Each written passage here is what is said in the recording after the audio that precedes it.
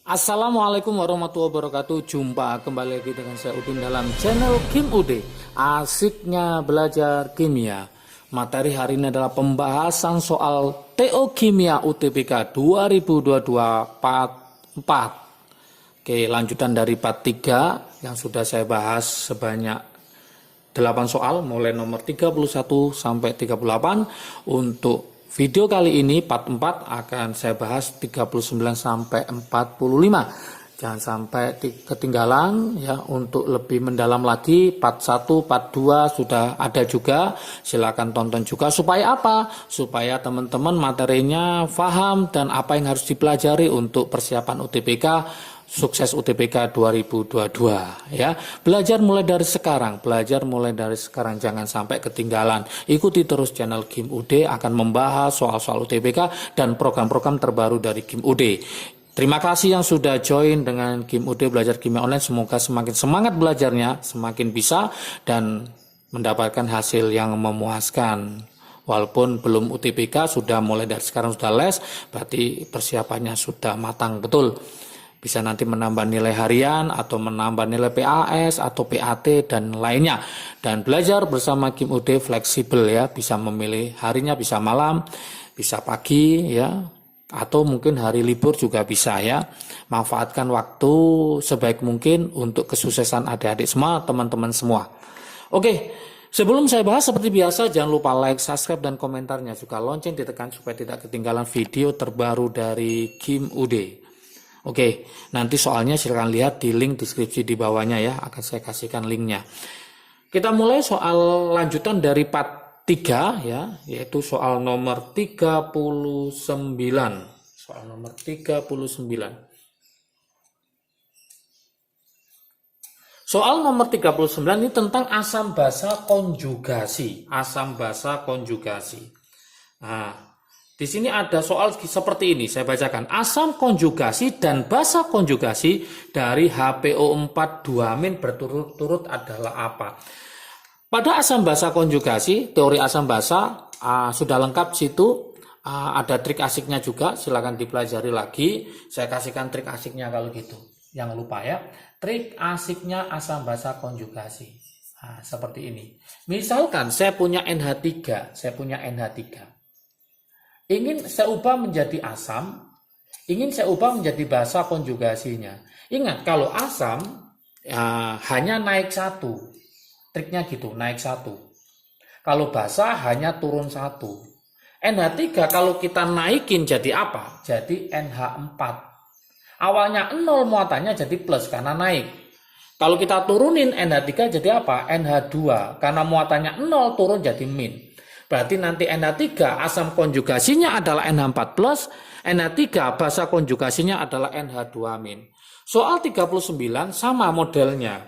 Ya, yang diminta adalah HPO4 2-.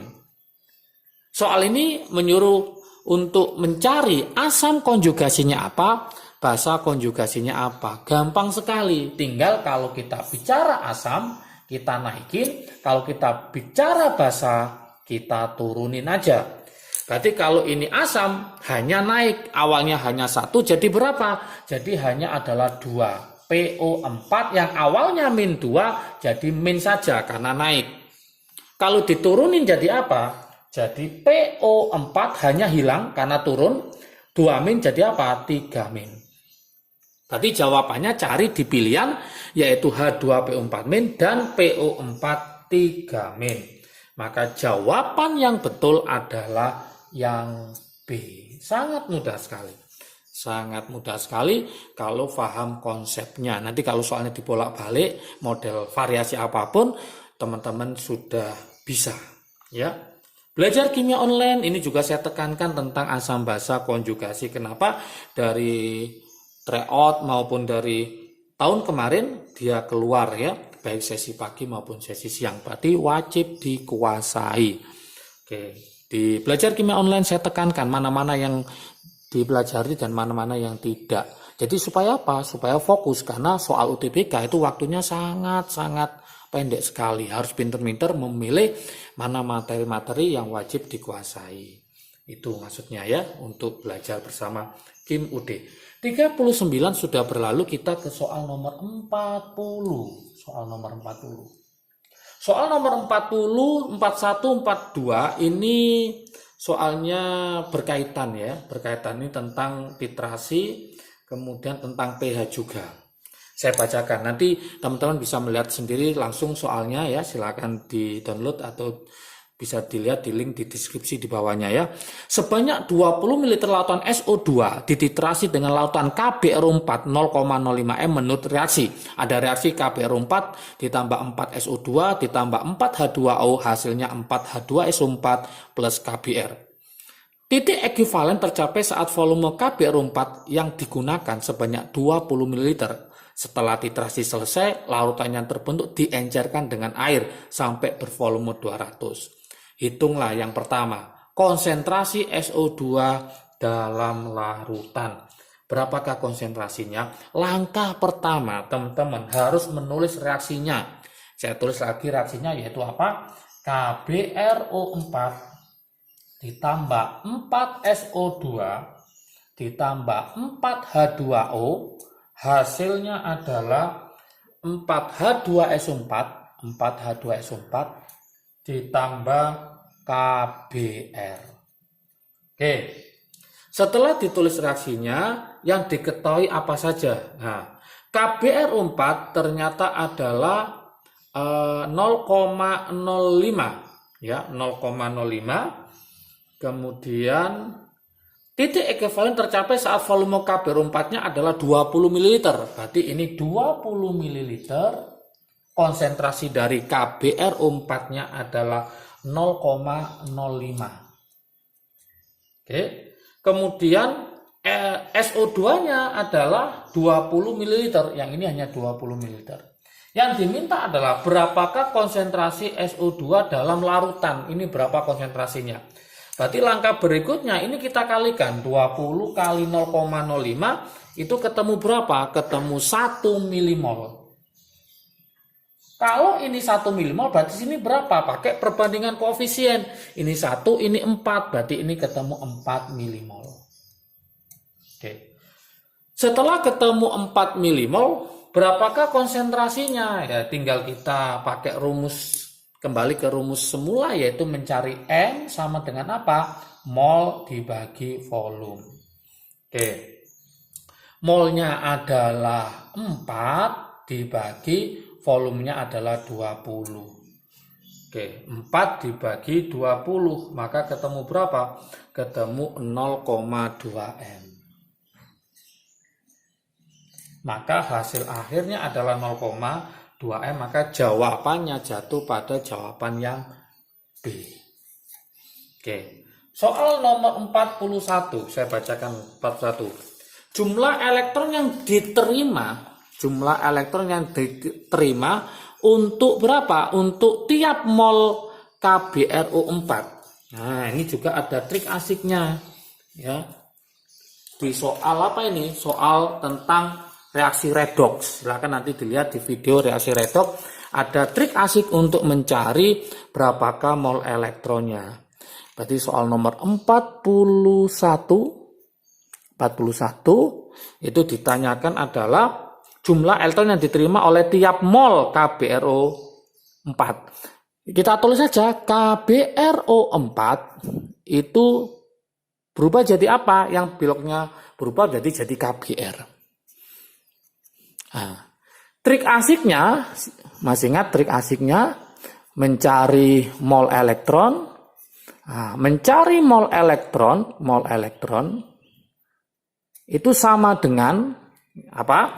Yaitu selisih bilok dikali mol mula-mulanya. Kalau mula-mulanya 1 ya dikali 1 mol mula-mula.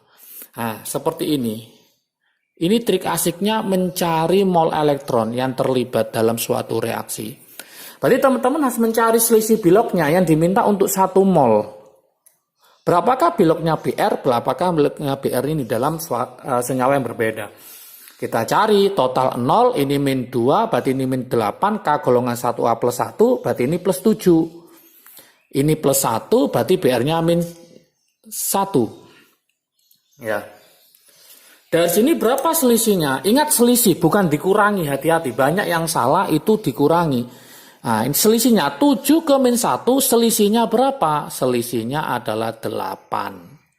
Berarti kesimpulannya mencari mol elektronnya adalah selisih 8 dikali mol mula-mulanya berapa? 1. 8 kali 1 ketemu 8 mol elektron. Inilah jawabannya. Oke, berarti jawaban yang betul adalah 8 mol, maka jatuh pada option yang E. Oke. Soal nomor 42, ternyata gampang ya, ternyata gampang. Kalau teman-teman paham konsepnya gampang ya. Nah, soal dipindah-pindah, nanti modal soalnya ini diganti 3 mol ya, tinggal 8 kali 3. Gitu aja, yang penting konsepnya, saya tekankan pada konsepnya. Jadi kalau teman-teman hanya latihan soal tapi konsepnya nggak paham juga agak lumayan, agak sulit nanti. Kalau diganti dengan soal yang lain akan kesulitan. Jadi dengan belajar bersama Kim Udik, belajar BKO, itu saya tekankan malah konsepnya dulu, baru setelah konsepnya sudah paham, baru latihan soal. Ya, dan juga ada konsultasi kalau nanti ada soal-soal yang perlu dipecahkan ya. Oke, soal nomor 42. Yang ini lumayan agak menantang 42, yaitu berapakah pH larutan setelah diencerkan. pH larutan setelah diencerkan, maka kita arahnya di H2SO4 ya.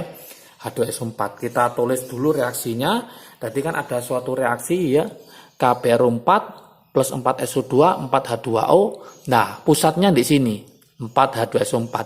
Berarti kesimpulannya kan ini 1 milimol. Berarti kalau mencari H2SO4 berapa? 1, ini 4. Berarti kalau ini 1, kalau 4 berarti 4 milimol. Berarti kesimpulannya nanti H2SO4 adalah berapa? Pakai perbandingan koefisien ketemu 4 milimol. Oke. Kemudian di situ diencerkan dengan air sampai volumenya 200 pakai rumus pengenceran. Masih ingat M1V1 sama dengan M2V2. Oke, di sini tadi ketemu, ingat M kali V itu sama dengan mol atau milimol. Karena pakai milimol berarti ini saya tulis langsung 4. M2-nya dicari, diencerkan sampai volumenya adalah 200. Oke, berarti mencari M2-nya sama dengan berapa? 4 dibagi 200. Oke, 4 bagi 200 ketemu berapa? Ketemu 0,02 M. Masih ingat teman-teman semua, mencari H+ karena dia adalah asam kuat, rumusnya jangan lupa ya, A kali MA. A adalah koefisien dari H, hanya ada 2, maka ini A-nya adalah ketemu 2. Kita masukkan sini 2 dikali 0,02, saya tulis 2 kali 10 pangkat min 2. Maka H+-nya nanti ketemu berapa? Ketemu 4 kali 10 pangkat min 2. Maka dari sini kelihatan pH-nya tinggal dilogkan, berarti min log 4 kali 10 pangkat min 2, maka hasilnya adalah 2 min log 4. 2 min log 4, maka jawaban yang betul di option adalah yang E. Oke, sangat mudah sekali. Berikutnya kita ke soal nomor 43. Soal nomor 43, lanjutan ya tadi dari 42 sekarang ke 43. Soal 43 ini tentang sel volta, Pada sel volta yang memakai elektrode NiZn, di situ ada E0 selnya ya. Saya tulis E0 selnya yaitu Ni2+ ditambah 2 elektron menjadi Ni. Ada E0 selnya diketahui min 0,23 volt. Kemudian ada Zn2+ ditambah 2 elektron menjadi Zn. E0 selnya adalah di situ min 0,76 volt.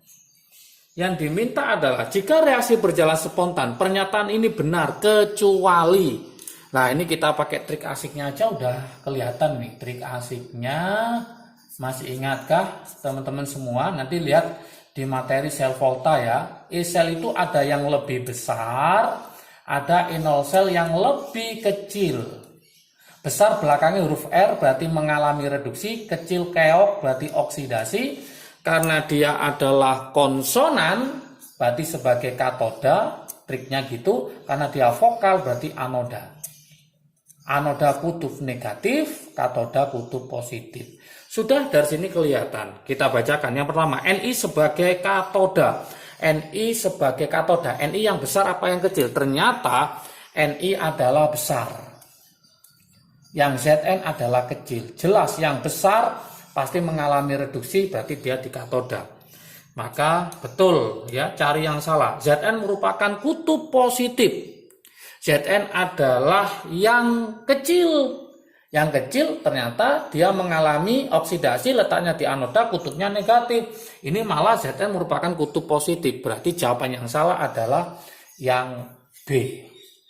Oke. Elektron mengalir dari mana? Dari anoda menuju ke katoda. Jelas. Elektron itu dari anoda menuju ke katoda. Anodanya adalah yang lebih kecil, yaitu Zn menuju ke Ni. Berarti betul. Yang salah adalah yang B. Oke, E0 selnya rumusnya masih ingat, besar kurangi kecil, ketemu 0,53 juga betul ya. Oke, soal berikutnya, soal nomor 44. Soal nomor 44 ini berkaitan dengan isomer geometri. Isomer geometri. Atau yang dikenal dengan namanya isomer Cis-tran. Isomer geometri. Atau yang dikenal dengan nama Cis-tran. Cis itu yang sama sejajar.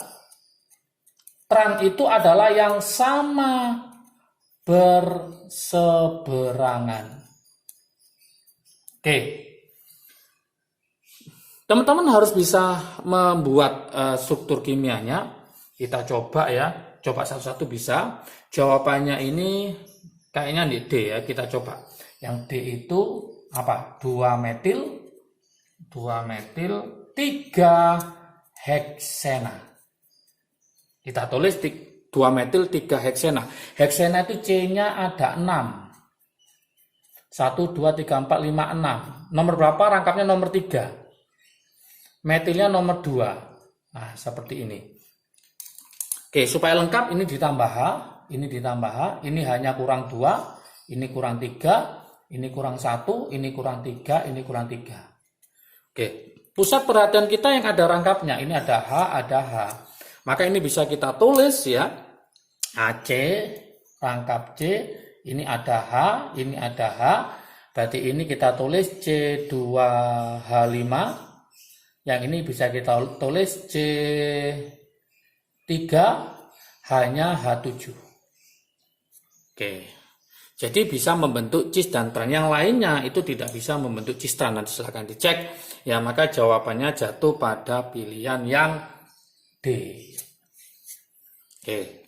Soal terakhir ya pada pembahasan soal TO Kimia UTBK 2022-4 ini.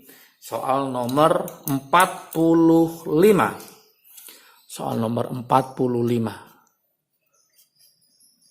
Soal nomor 45 ini senyawa organik di bawah ini yang dapat menghilangkan warna coklat brom. Nah, yang dapat menghilangkan warna coklat brom. Yang dapat menghilangkan warna coklat brom berarti harus ada ikatan rangkap ya. Yang dapat menghilangkan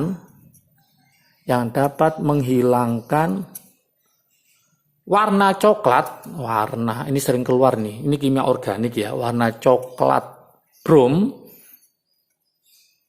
dalam CCl4. Ini artinya dia uji adanya ikatan rangkap. Ini harus ada ikatan rangkapnya. Kalau ada ikatan rangkap dia akan menghilangkan warna. Kalau nggak ada ikatan rangkapnya, ikatan tunggal, maka dia tetap ya. Dan menghasilkan endapan merah bata. Yang kedua, dan menghasilkan